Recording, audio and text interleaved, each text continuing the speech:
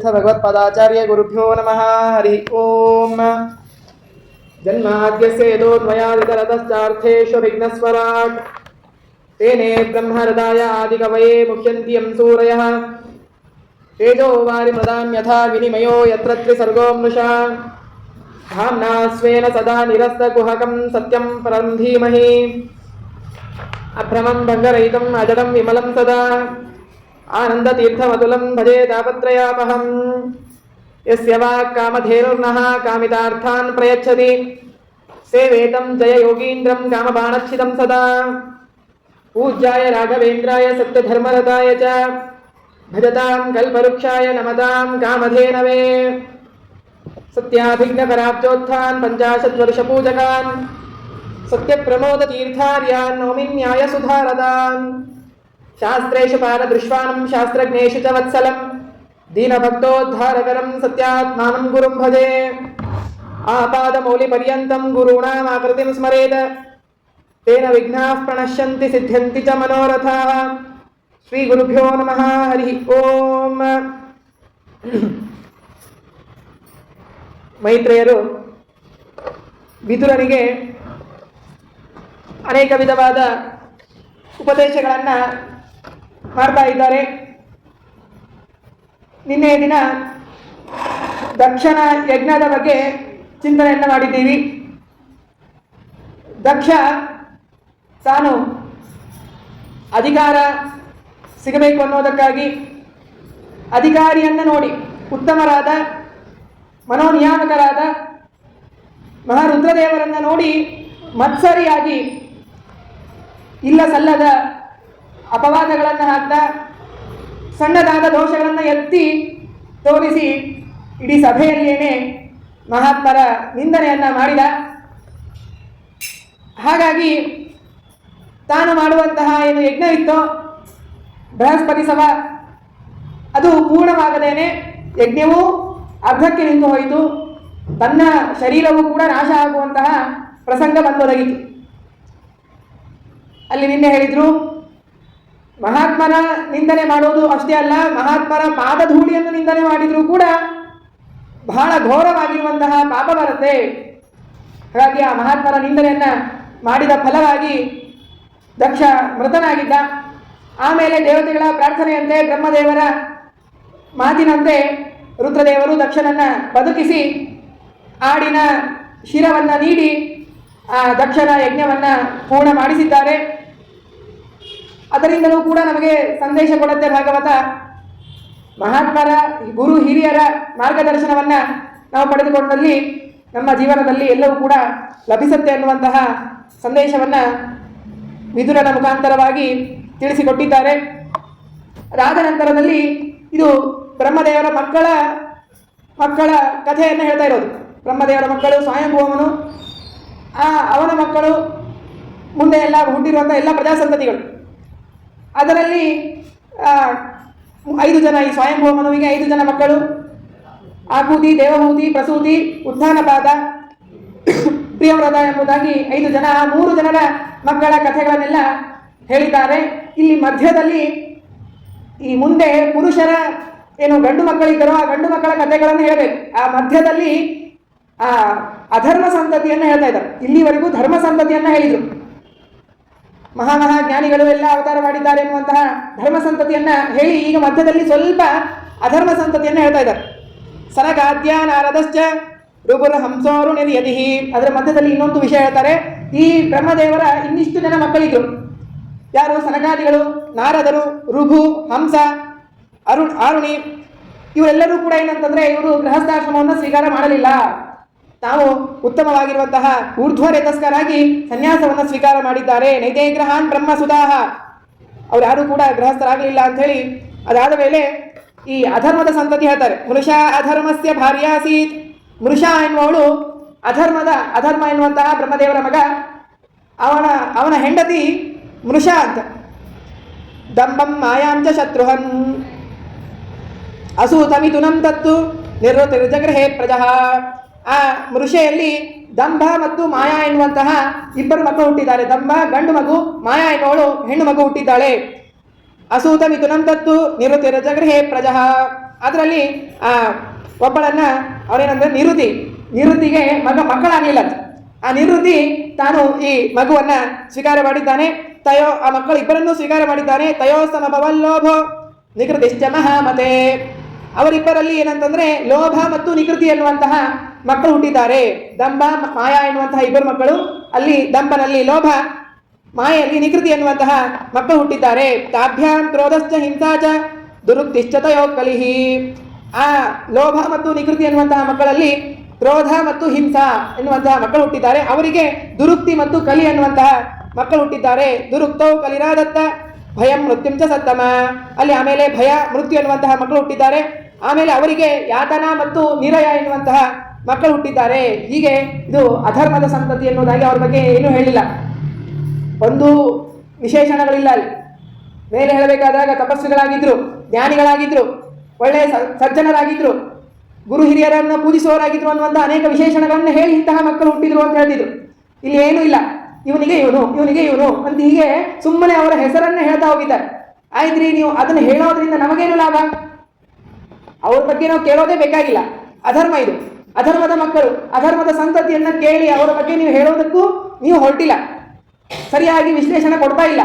ಆದರೂ ಸುಮ್ಮನೆ ಹೆಸರು ಮಾತ್ರ ಹೇಳಿದ್ದೀರಲ್ಲ, ಯಾಕೆ? ಅದರ ಪ್ರಯೋಜನ ಏನು ಅಂತಂದರೆ ಭಾಗವತ ಹೇಳುತ್ತೆ, ಏತೇ ಹ್ಯಧರ್ಮ ವೃಕ್ಷಸ್ಯ ವಂಶ ಸಂಸ್ಕೃತಿ ಹೇತವಃ ಶ್ರೇಯಸ್ಕಾಮೋನ ಸೇವೇತ.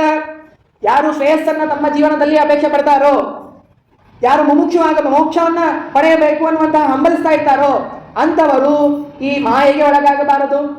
ಮೊನ್ನೆ ಕೇಳಿದ್ವಲ್ಲ ಹಾಗೆ, ಆ ಧರ್ಮದ ಜೊತೆಗೆ ತುಷ್ಟಿಯಲ್ಲಿ ಸೇರಿದರೆ ಮುದ ಹುಟ್ಟತ್ತಲ್ಲ, ಹಾಗೆ ನಮ್ಮ ಜೊತೆಗೆ ಈ ಮಾಯೆ ಸೇರಿಕೊಂಡರೆ ಆಗ ಏನಾಗುತ್ತೆ ಅಂದರೆ ಅವರ ಮಕ್ಕಳೆಲ್ಲ ಬರ್ತಾ ಹೋಗ್ತಾರೆ, ಅವರ ಮಕ್ಕಳೆಲ್ಲರೂ ಕೂಡ ನಮ್ಮಲ್ಲಿ ಬರ್ತಾ ಹೋಗ್ತಾರೆ. ಹಾಗಾಗಿ ಶ್ರೇಯಸ್ಕಾಮನಾಗಿರುವಂತಹ ವ್ಯಕ್ತಿ ಮಾತ್ರ ಈ ಮಾಯೆಗೆ ವಿಷಯದಲ್ಲಿ, ಈ ಅನೇಕ ಈ ದಂಭ ಅಹಂಕಾರದ ವಿಷಯದಲ್ಲಿ ಅಂದರೆ ಹೇಳುವ ತಾತ್ಪರ್ಯ, ಆ ಅಹಂಕಾರವನ್ನು ನಮ್ಮಲ್ಲಿ ತಂದುಕೊಳ್ಳುವುದಕ್ಕಾಗಿ ಪ್ರಯತ್ನವನ್ನು ಮಾಡಬಾರದು.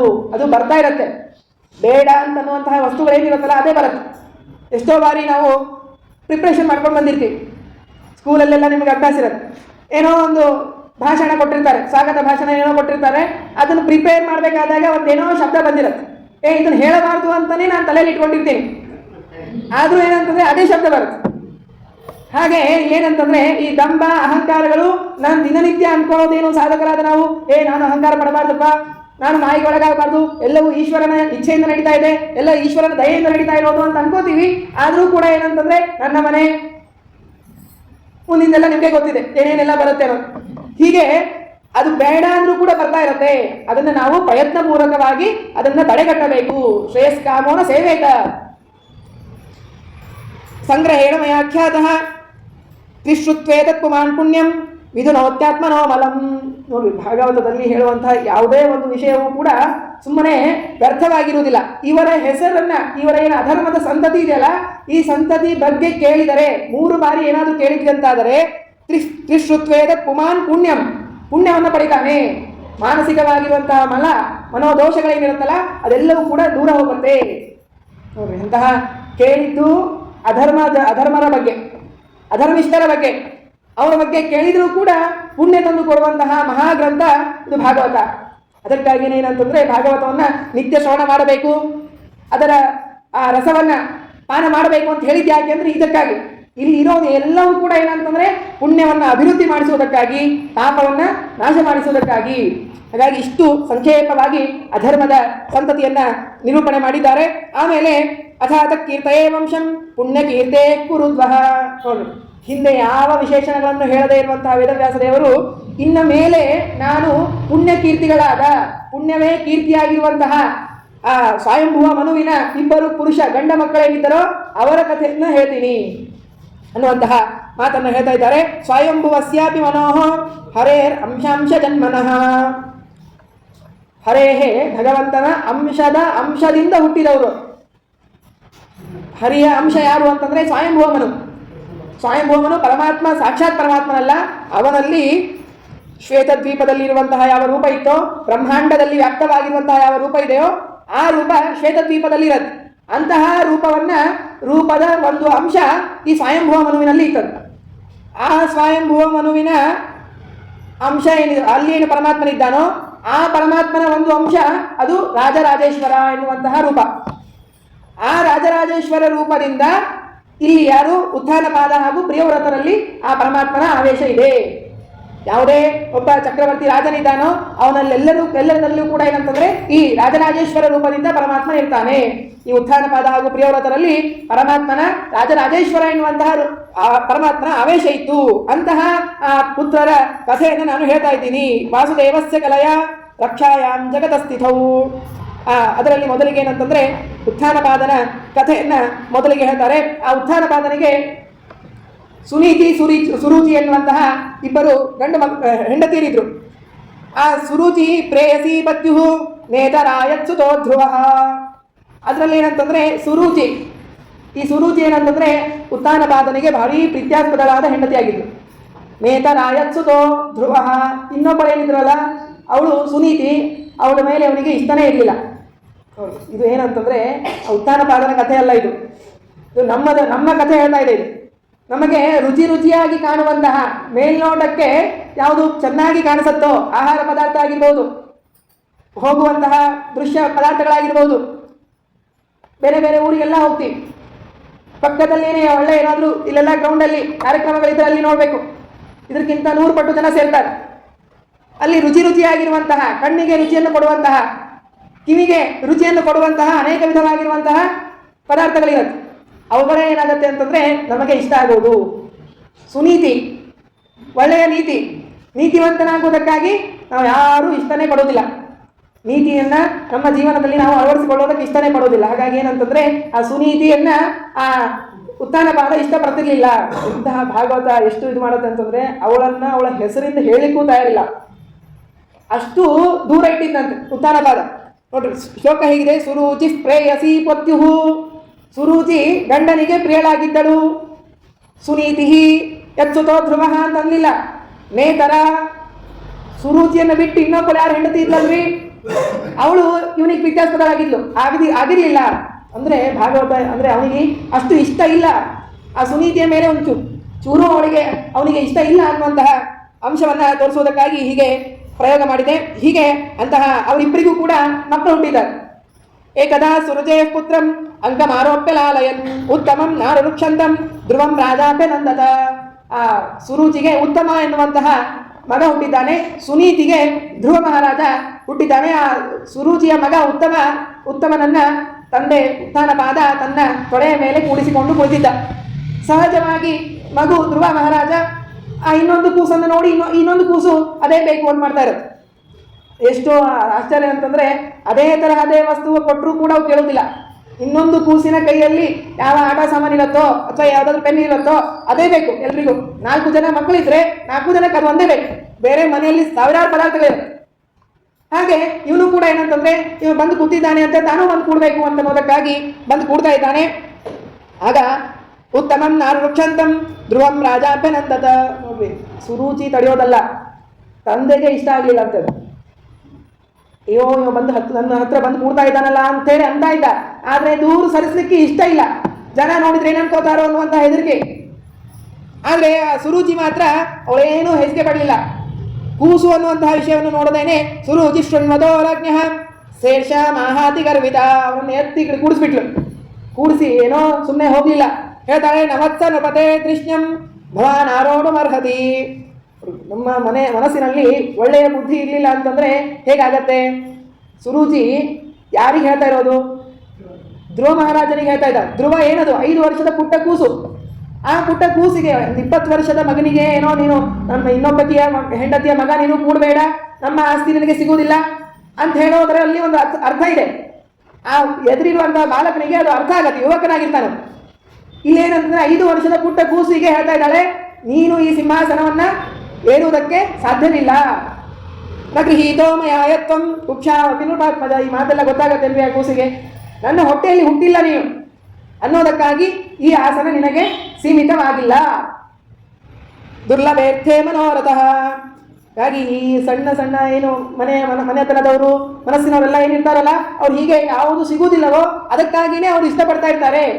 ನೀವು ಕೂಡ ಧ್ರುವ ಹೀಗೆ ಮಾಡ್ತಾ ಇದ್ದಿ, ನಿನಗೆ ಯೋಗ್ಯವಾಗಿರುವಂತಹ ಸ್ಥಾನ ಇದು ಅಲ್ಲ ಎಂಬುದಾಗಿ ಹೇಳಿದ್ದಾಳೆ. ಹೇಳಿ ಏನಂತಂದರೆ, ಇಷ್ಟು ಹೇಳಿ ಸುಮ್ಮನೆ ಬೈದು ಕಳಿಸಿದ್ರೆ ಏನೋ ಧ್ರುವರಾಜ ತಾನೇನೋ ಆಯ್ತು ಹೋಗಿ ಬಿಡು ಅಂತ ಬಿಡ್ತಿದ್ದೇನೋ.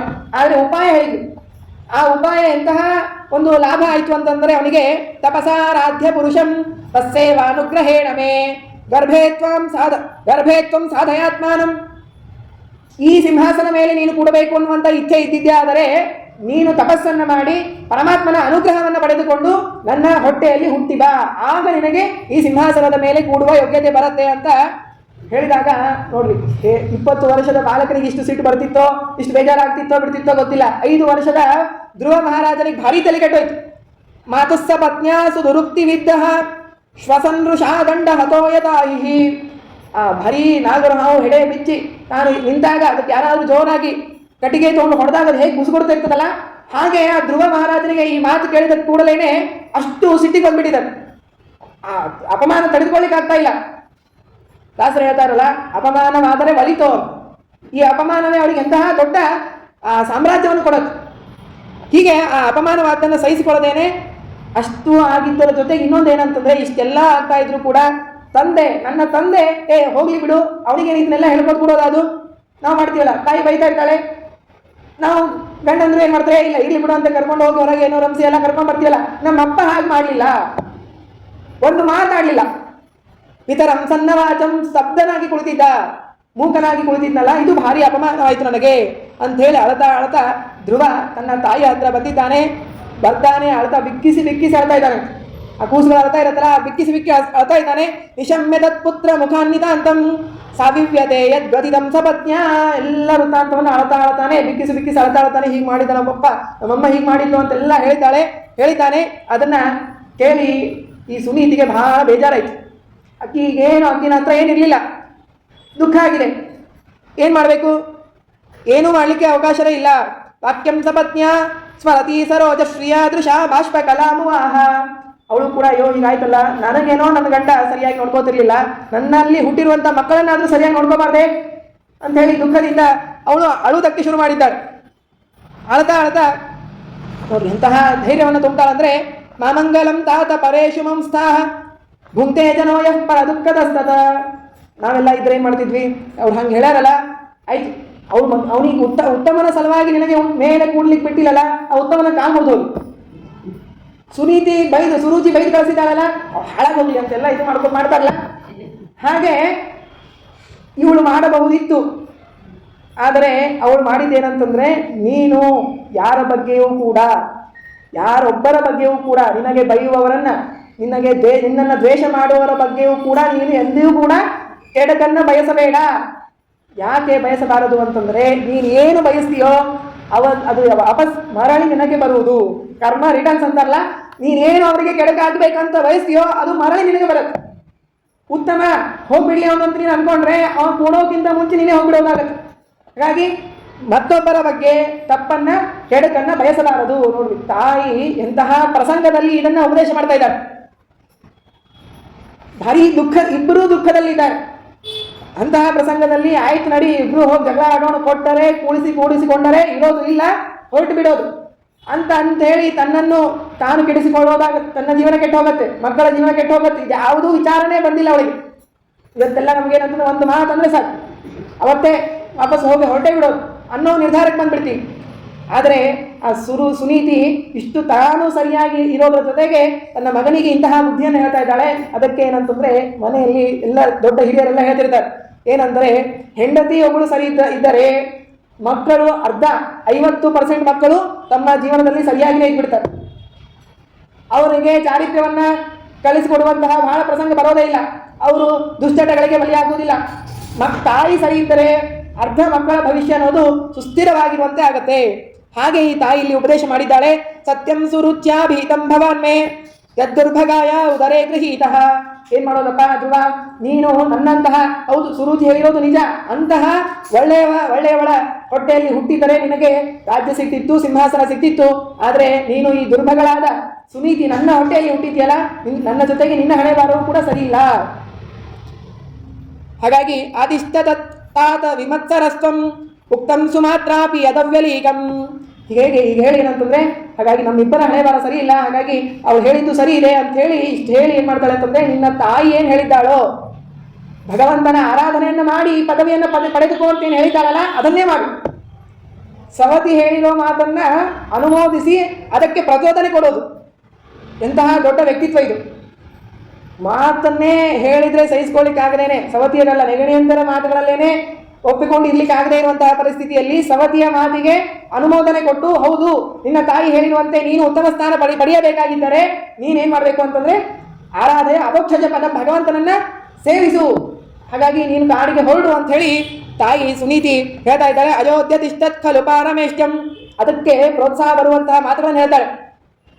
ಏನಪ್ಪ ಏನಿದು, ನಮ್ಗೆ ಹೀಗೆ ಅನ್ಸಾ ಇರತ್ತೆ, ನಾನು ಮನೆ ತಗೋಬೇಕಾದಾಗಲೇ ಹೀಗೆಲ್ಲ ಆಗ್ತಾ ಇರೋದು, ಎಲ್ರಿಗೂ ಕಷ್ಟ ಬಂದಿರತ್ತೆ. ನಾವು ಅನ್ಕೊಳ್ಳೋದೇನಂತಂದ್ರೆ ನಾವು ತಗೋಬೇಕಾದಾಗೆ ಏನೋ ಸಮಸ್ಯೆ ಬರುತ್ತೆ, ನಾವು ತಗೋಬೇಕಾದಾಗೇನೆ ಈ ಖಾತ ಆ ಖಾತಾಗಳೆಲ್ಲ ಬಂದು ನಮಗೆ ರೇಟ್ ಜಾಸ್ತಿ ಮಾಡಿದ್ರು, ಎಲ್ಲರೂ ತಗೋಬೇಕಾದಾಗ ಏನೋ ಒಂದು ಸಮಸ್ಯೆ ಬಂದಿರತ್ತೆ.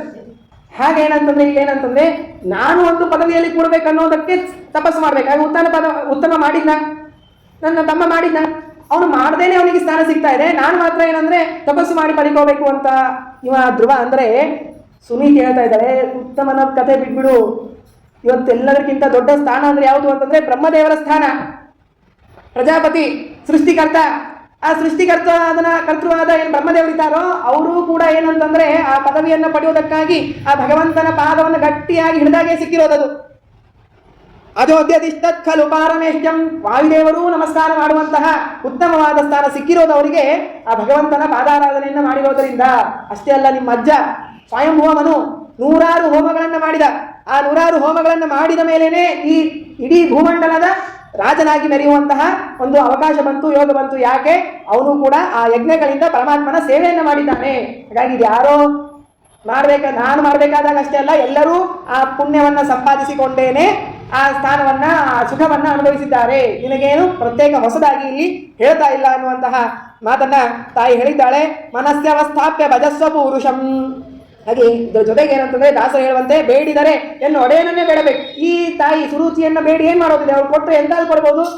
ನೀನು ಇರುವಂತಹ ಎಷ್ಟು ದಿವಸ ಇರ್ತೀವಿ, ಒಂದು 100 ವರ್ಷ ಇರ್ತೀವಿ ಅಂದ್ರೆ 100 ವರ್ಷದವರೆಗೆ, ಅದರಲ್ಲೂ ನಿನಗೊಂದು 60 ವರ್ಷಕ್ಕೆ ಸಾಕಾಗ್ಬಿಡುತ್ತೆ ರಿಟೈರ್ಮೆಂಟ್. ಸಾಕಪ್ಪ ಆಗ್ತಾ ಇಲ್ಲ ಅಂತೇಳಿ ಬಿಟ್ಬಿಡ್ತೀವಿ, ನಾವೇ ಬಿಟ್ಬಿಡ್ತೀವಿ. ಈಗ ಇವಳು ಕೊಟ್ಟಿದ್ದನ್ನು ತಗೊಂಡ್ರೆ ಹಿಂಗಾಗೋದು ನಿಮಗೆ.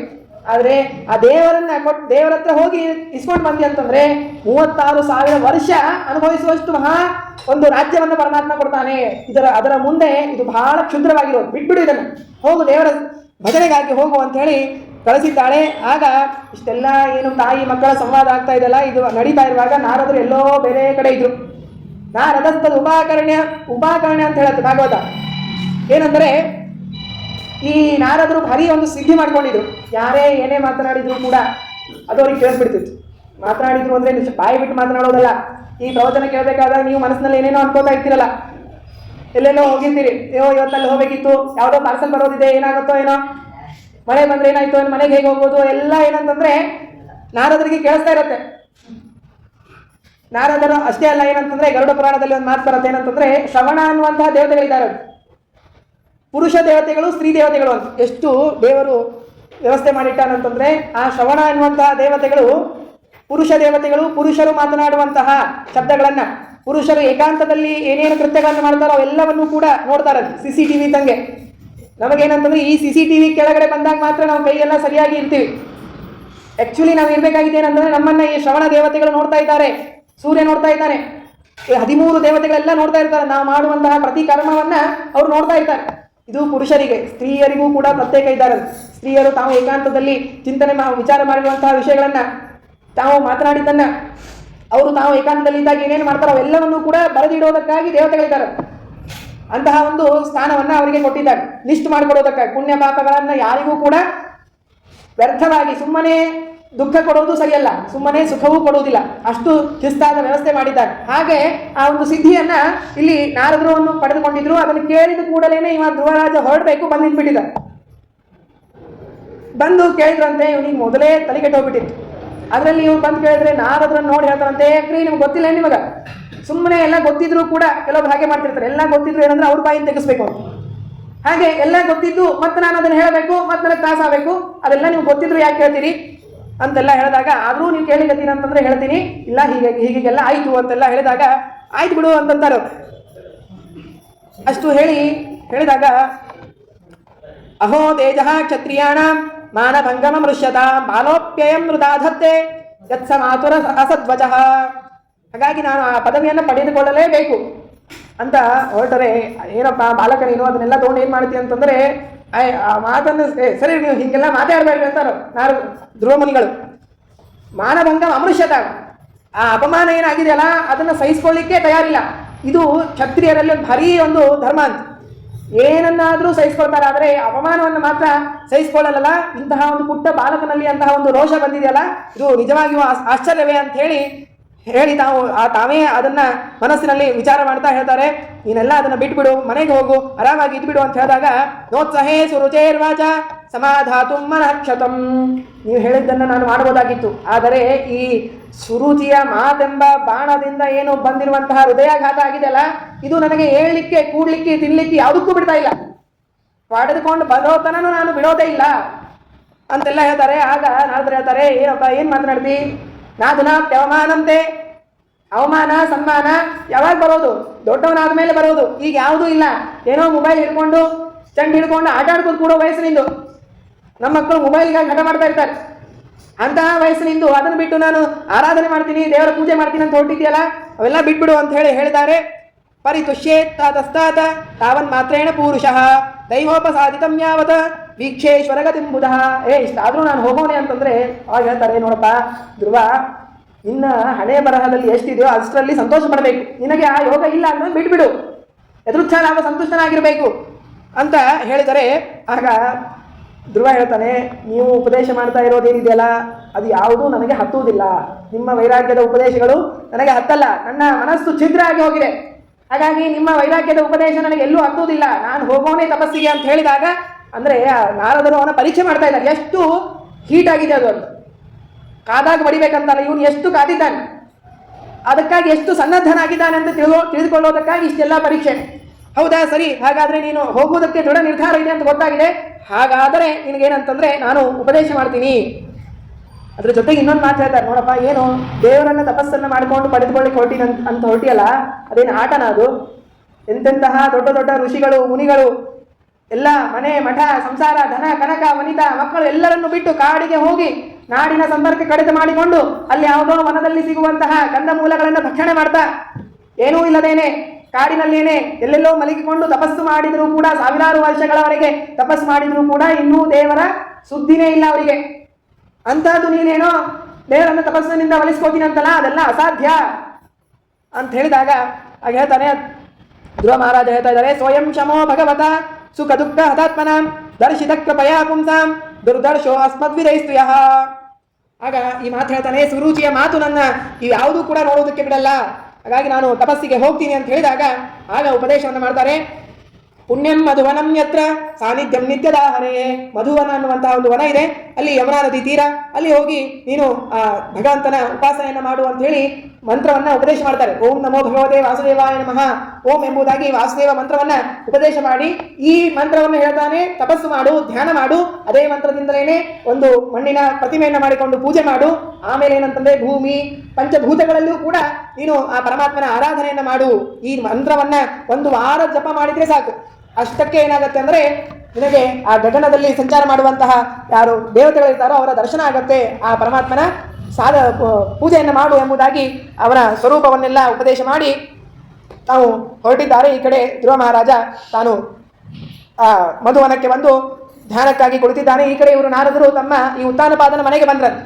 ಅವನಿಗೆ ಭಾರೀ ದುಃಖ ಆಗ್ತಾ ಇದೆ. ಏನು ಭಾರೀ ದೊಡ್ಡ ತನ್ನ ಕಾಲ ಮೇಲೆ ತಾನು ನಿಂತ ಮಗ ಹೋಗಿದ್ದಾನ, ನಾವು ಬೇರೆ ಹೋಗ್ತೀವ್ರಿ, ಏನೋ ಒಳ್ಳೆ ಕೆಲಸ ಇರುತ್ತೆ, 3-4 ಲಕ್ಷ ಪ್ಯಾಕೇಜ್ ತಿಂಗಳಿಗೆ ಬರ್ತಾ ಇರುತ್ತೆ, ಅಂಥವನು ನನ್ನಷ್ಟಕ್ಕೆ ನಾನು ಮನೆ ಮಾಡ್ಕೊಂಡು ಹೋಗ್ತೀನಿ ಅಂತಂದರೆ ಹೋಗಪ್ಪ ಅಂತ ನಾವು ಅಂತೀವಿ, ಏನು ತಲೆ ಕೆಡಿಸ್ಕೊಳ್ಳಲ್ಲ. ಆದರೆ ಹೋಗಿದ್ದು ಪುಟ್ಟ ಬಾಲಕ, ಅಂತಹ ಮಗ ಹೋದಾಗ ಈ ತಂದೆಗೆ ಭಾರಿ ದುಃಖ ಆಗಿದೆ.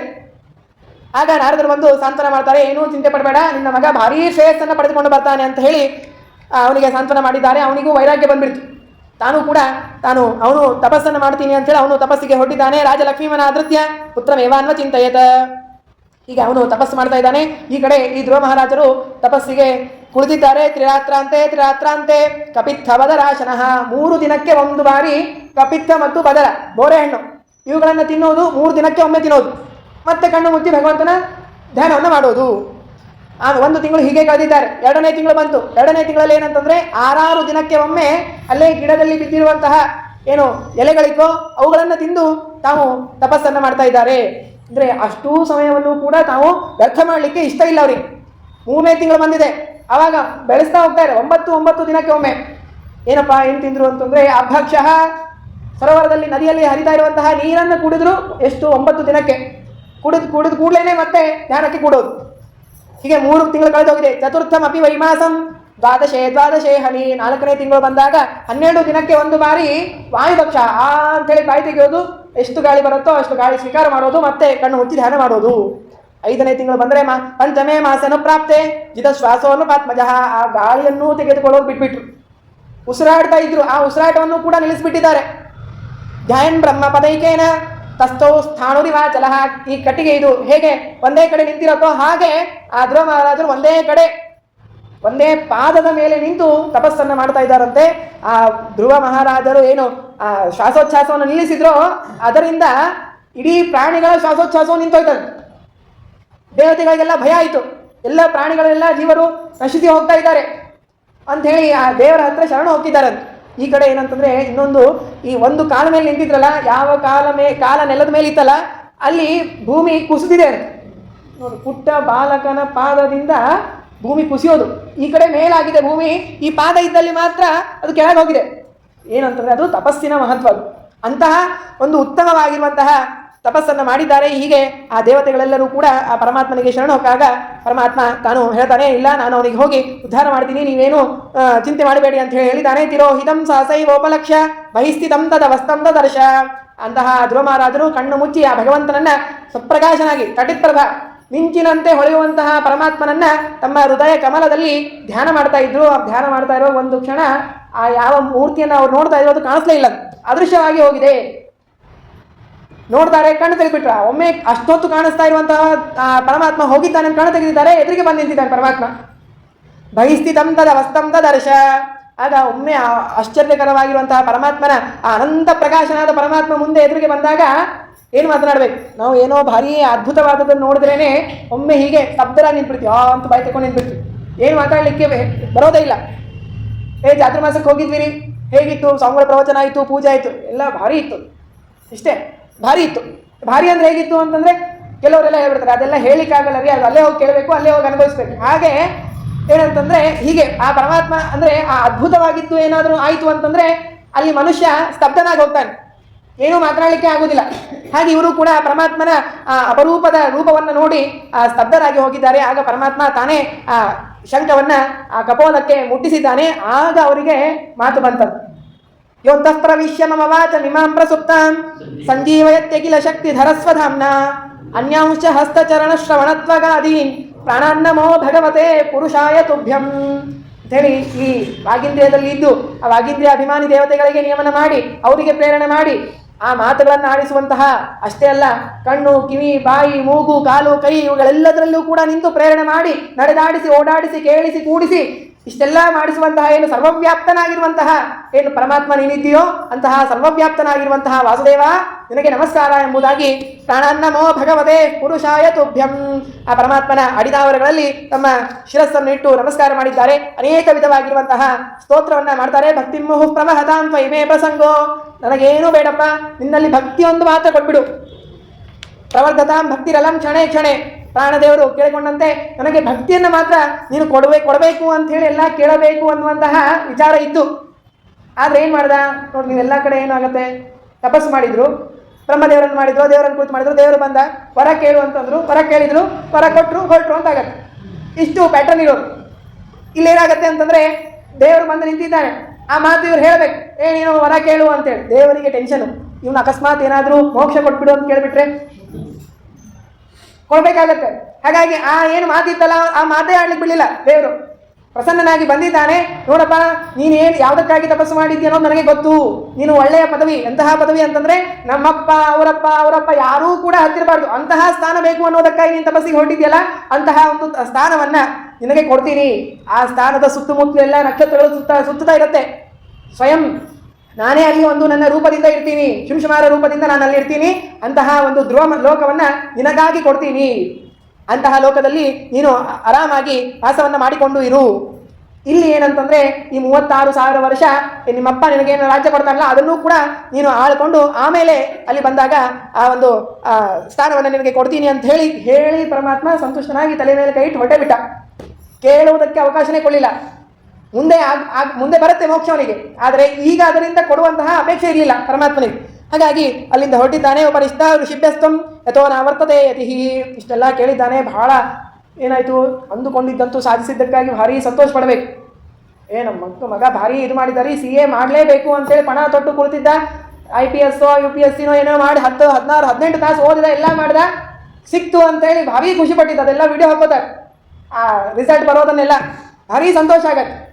ಇಲ್ಲಿ ಧ್ರುವ ಮಹಾರಾಜರು ಇಂತಹ ಏನು ಯಾವ ದೇವತೆಗಳು ಕೂಡ ಹೋಗ್ಲಿಕ್ಕೆ ಆಗದೆ ಇರುವಂತಹದ್ದು. ಮೋಕ್ಷಕ್ಕೆ ಹೋಗೋರೆಲ್ಲರೂ ಕೂಡ ಏನಂತಂದ್ರೆ ಹೇಗೆ ತೋರಿಸ್ತಾರೆ ಗೊತ್ತಾ ಧ್ರುವಮಂಡಲವನ್ನ? ಅಲ್ಲಿ ನಿಮ್ಗೇನೋ ಮಿಂಚು ಥರ ಕಾಣಿಸ್ತಾ ಇದೆಯಲ್ಲ, ಅದು ಧ್ರುವಮಂಡಲ ಅಂತ ದೂರದಿಂದ ತೋರಿಸ್ತಾರೆ. ಈ ನಮಗೆಲ್ಲ ಎಲ್ಲೋ ಮಕ್ಕಳಿಗೆ ತೋರಿಸ್ತೀವಲ್ಲ, ಅಲ್ಲಿ ನೋಡಪ್ಪ ಅಲ್ಲಿ ಇತ್ತಲ್ಲ, ಅದು ಆಗ ಒಂದು ಕೋಟೆ, ರಾಜರು ಇರ್ತಿದ್ರಲ್ಲಿ, ಇದು ರಾಜರ ಅರಮನೆ ಅಂತ ದೂರದಿಂದ ತೋರಿಸ್ತೀವಲ್ಲ, ಹೋಗ್ಲಿಕ್ಕೆ ಆಗದೆ ಇದ್ದಾಗ. ಹಾಗೆ ಆ ಧ್ರುವಮಂಡಲವನ್ನು ಅಷ್ಟು ದೂರದಿಂದ ನೋಡೋ ಯೋಗ್ಯತೆ ಇರೋದು, ಅದು ಸುಮ್ಮನೆ ಅಲ್ಲೆಲ್ಲೋ ಕಾಣಿಸ್ತಾ ಇರೋದು ಮಿಣಕ ಅಂತ. ಹಾಗೆ ಏನಂತಂದ್ರೆ ಹೋಗ್ಲಿಕ್ಕೆ ಅಸಾಧ್ಯವಾಗಿರುವಂತಹ ಅಂತಹ ಸ್ಥಾನವನ್ನ ಪಡೆದುಕೊಂಡಿದ್ದಾರೆ. ಇಲ್ಲಿ ಭೂಮಂಡಲದಲ್ಲಿ 36,000 ವರ್ಷದ ರಾಜ್ಯ ಸಿಕ್ಕಿದೆ. ಅಂತಹ ಧ್ರುವ ಮಹಾರಾಜರು ಕುಣಿದು ಕುಪ್ಪಳಿಸಬೇಕಿತ್ತು. ಆದರೆ ಆ ಧ್ರುವ ಮಹಾರಾಜರು ಅಂತಾರೆ, ಅಯ್ಯೋ ಇಂತಹ ತಪ್ಪು ಮಾಡಿಬಿಟ್ಟೆ ನಾನು. ಕಿವ ಲಭ್ಯಂ ಭಗವತಿ ಪ್ರಸನ್ನೇ ಶ್ರೀನಿಕೇತನೆ. ಭಗವಂತ ಸರ್ವೋತ್ತಮನಾದ ಸರ್ವಪ್ರದನಾಗಿರುವಂತಹ ವಾಸುದೇವ, ಸರ್ವವ್ಯಾಪ್ತನಾದ ಪರಮಾತ್ಮ ಎದುರಿಗೆ ಬಂದು ನಿಂತಾಗ, ಸ್ವಾಮಿ ನಿನ್ನ ಪಾದಾರವಿಂದಗಳಲ್ಲಿ ಭಕ್ತಿಯನ್ನು ಕೊಡು, ಮೋಕ್ಷವನ್ನು ಕೊಡು ಅಂತನ್ನೋದನ್ನು ಕೇಳೋದನ್ನು ಬಿಟ್ಟು ಯಾವುದೋ ಕ್ಷುದ್ರವಾದ ರಾಜ್ಯವನ್ನು ಕೇಳಿದೆ, ಯಾವುದೋ ಪದವಿಯನ್ನು ಕೇಳಿದ್ದಲ್ಲ ಅಂತ ಹೇಳಿ ನಾವು ಬೇಜಾರು ಮಾಡ್ಕೋತಾ ಇದ್ದಾರೆ. ಮತ್ತು ಇರ್ವಿದೂಷಿತಾ ದೇವೈಹಿ ಯತದ್ಭಿರಸಹಿಷ್ಣುಭಿಹಿ. ನನ್ನ ಬುದ್ಧಿಯಲ್ಲಿ ನಿಂತು ಬುದ್ಧಿಯಭಿಮಾನಿ ದೇವತೆಗಳೆಲ್ಲರೂ ಕೂಡ ಏನು ಮಾಡಿದ್ದಾರೆ, ತಿರುಗಿಸ್ಬಿಟ್ಟಿದ್ದಾರೆ. ನಾರದರು ಎಂತಹ ಉಪದೇಶ ಮಾಡಿದರು, ಆ ಉಪದೇಶಗಳು ಅವು ಕೂಡ ನನ್ನ ತಲೆಯಲ್ಲಿ ಬರಲೇ ಇಲ್ಲ. ದೇವರ ಮುಂದೆ ಬಂದಾಗ ಹೀಗೆ ಆಗತ್ತೆ. ನಾವೇನೋ ಕೇಳಬೇಕಂತ ಹೋಗಿರ್ತೀವಲ್ಲ ದೊಡ್ಡವ್ರ ಹತ್ರ, ಎಲ್ಲನೂ ಮಾತಾಡ್ಬಿಡ್ತೀವಿ. ಏನು ಮಾತನಾಡಬೇಕಾಗಿರುತ್ತೋ, ಯಾವ ಪಾಯಿಂಟ್ ಹೇಳಬೇಕಾಗಿರುತ್ತೋ ಅದೇ ಬಿಟ್ಬಿಡ್ತೀವಿ. ಆಮೇಲೆ ಕಾರಲ್ಲಿ ಕೂತಾಗ ನೆನಪಾಗುತ್ತೆ, ಅಯ್ಯೋ ಇದನ್ನೇ ಹೇಳ್ಬೇಕು ಅನ್ಕೊಂಡಿದ್ದೆ, ಇದೇ ಆಗಲಿಲ್ಲಲ್ಲ. ಹಾಗೆ ಧ್ರುವರಾಜರಿಗೆ ಆಗಿದೆ ಪರಿಸ್ಥಿತಿ. ಆಯಿತು, ಇನ್ನೇನು ಮಾಡ್ಲಿಕ್ಕೆ ಬರಲ್ಲ ಅಂಥೇಳಿ ಅದನ್ನು ಅನುಭವಿಸೋಣ ಅಂತ ಈ ರೀತಿಯಾಗಿ ಯಸ್ಯ ಪ್ರಸನ್ನೋ ಭಗವಾನ್ ಗುಣೈರ್ ಮೈತ್ರಾದಿಭಿರ್ ಹರಿಹಿ ತಸ್ಮೈ ನಮಂತಿ ಭೂತಾನಿ ನಿಮ್ನ ಮಾಪೈವ ಸ್ವಯಂ. ಹೀಗೆ ಬಂದ ತಪಸ್ಸನ್ನು ಮಾಡಿಕೊಂಡು ತಮ್ಮ ಮಗ ಬರ್ತಾ ಇದ್ರೆ ಸೂರ್ಯ ಬಂದಂತೆ ಇತ್ತಂತೆ. ಸೂರ್ಯ ಬಂದರೆ ಯಾವ ರೀತಿಯಾಗಿ ಪ್ರಕಾಶ ಇರುತ್ತೋ ಹಾಗೆ ಸೂರ್ಯನಂತೆ ಬರ್ತಿರುವಂತಹ ಮಗನನ್ನು ನೋಡಿ ಆನೆಯ ಮೇಲೆ ಕೂಡಿಸಿ ಭಾರಿ ವಿಜೃಂಭಣೆಯಿಂದ ತಾನು ತಂದೆ ಮಗನಿಗೆ ಬರಮಾಡಿಕೊಂಡಿದ್ದಾನೆ. ಈ ಕಡೆ ಆ ಮಗ ಬಂದಾಗ ಅಲ್ಲಿ ಏನಾಯ್ತು ಅಂತಂದರೆ ಈ ತಾನು ವೈರಾಗ್ಯ ಬಂದಿತ್ತು, ತನ್ನ ಉತ್ತಮನಿಗೆ ರಾಜ್ಯ ಕೊಡಬೇಕು ಅಂತ ಅಂದ್ಕೊಂಡಿದ್ದ, ಕೊಟ್ಟಿದ್ದಾನೆ. ಅವನು ಒಮ್ಮೆ ಬೇಟೆ ಆಡೋದಕ್ಕಂತ ಹೋಗಿದ್ದ, ಅಲ್ಲಿ ಅವನು ಸತ್ತು ಹೋಗಿದ್ದಾನೆ. ಗಂಧರ್ವರು ಕುಬೇರನ ಅನುಚರರು ಅವನನ್ನು ಸಂಹಾರ ಮಾಡಿದ್ದಾರೆ. ಅವನನ್ನು ಹಿಂಬಾಲಿಸಿಕೊಂಡು ತನ್ನ ತಾಯಿ ಸುರುಚಿ ಹೋಗಿದ್ದಾಳೆ, ಅವಳು ಕೂಡ ಮತ್ತೆ ಬರಲಿಲ್ಲ. ಹಾಗಾಗಿ ಆ ಧ್ರುವ ಮಹಾರಾಜನಿಗೆ ಅಲ್ಲಿ ಆ ರಾಜ್ಯ ಅನ್ನೋದು ಸಿಕ್ಕಿದೆ ಅಂತ ಹೇಳ್ತಾರೆ. ಮುಂದೆ ಆ ಧ್ರುವರಾಜ ತನ್ನ ತಮ್ಮನಿಗಾಗಿ ಯುದ್ಧಗಳನ್ನೆಲ್ಲ ಮಾಡ್ತಾನೆ ಅನ್ನೋದನ್ನು ಹೇಳ್ತಾರೆ. ಅದನ್ನು ನಾಳೆ ದಿನ ತಿಳಿದುಕೊಳ್ಳೋಣ ಅಂತ ಹೇಳ್ತಾ, ಈ ಧ್ರುವ ಮಹಾರಾಜರ ಕಥೆಯಿಂದ ಏನಂತಂದರೆ ಹಠ ಅನ್ನೋದು ಜೀವನದಲ್ಲಿ ಇರಬೇಕು ಅಂತ ಮಕ್ಕಳಿಗೆ ಅಂತೂ ವಿಶೇಷವಾಗಿ ನಾವು ಅದನ್ನು ಹೇಳಿಕೊಡ್ಬೇಕು. ಈಗೆಲ್ಲ ನಮ್ಮ ಮಕ್ಕಳೆಲ್ಲ ಯಾವುದ್ಯಾವುದಕ್ಕೂ ಹಠ ಮಾಡ್ತಿರ್ತಾರೆ, ಅದು ಜೀವನಕ್ಕೆ ಯಾವುದೂ ಅದರಿಂದ ಉಪಯೋಗ ಇರಲ್ಲ. ಮಕ್ಕಳಲ್ಲಿ ಏನಂತಂದರೆ ಸ್ವಾಭಾವಿಕವಾಗಿಯೇ ಆ ಹಠ ಅನ್ನೋದು ಇರುತ್ತೆ, ಅದನ್ನು ಒಳ್ಳೆಯದಕ್ಕೆ ಬರುವಂತೆ ಮಾಡಬೇಕು. ಈ ಸುನೀತಿ ಯಾವ ರೀತಿಯಾಗಿ ಆ ಮಗನ ಹಠವನ್ನು ಭಾರೀ ಕನ್ವರ್ಟ್ ಮಾಡಿಬಿಟ್ರು, ಅದು ಅವನಿಗೆ ಲಾಭ ಆಗುವಂತೆ ಮಾಡಿದ್ವಿ. ಹಾಗೆ ಭಾರೀ ಅಧ್ಯಯನ ಮಾಡಬೇಕು, ಭಾರೀ ಧರ್ಮಿಷ್ಠನಾಗಬೇಕು. ಆ ಹಠ ಅನ್ನೋದು ಮಕ್ಕಳಲ್ಲಿ ಬರುವಂತೆ ತಂದೆ ತಾಯಿಗಳು ಪ್ರೇರಣೆ ಮಾಡಬೇಕು ಅನ್ನುವಂತಹ ಸಂದೇಶ ಅನ್ನೋದು ಇಲ್ಲಿ ಭಾಗವತ ನಮಗೆ ತಿಳಿಸಿಕೊಡ್ತಾ ಇದೆ. ಮುಂದಿನ ಕಥೆಯನ್ನು ನಾಳೆ ದಿನ ಕೇಳೋಣ ಅಂತ ಹೇಳ್ತಾ ಈ ಜ್ಞಾನ ಕಾರ್ಯವನ್ನು ಗುರುಗಳ ಪಾದಾರವಿಂದಗಳಲ್ಲಿ ಸಮರ್ಪಣೆಯನ್ನು ಮಾಡೋಣ. ಶ್ರೀಕೃಷ್ಣ ಅರ್ಪಣಮಸ್ತು.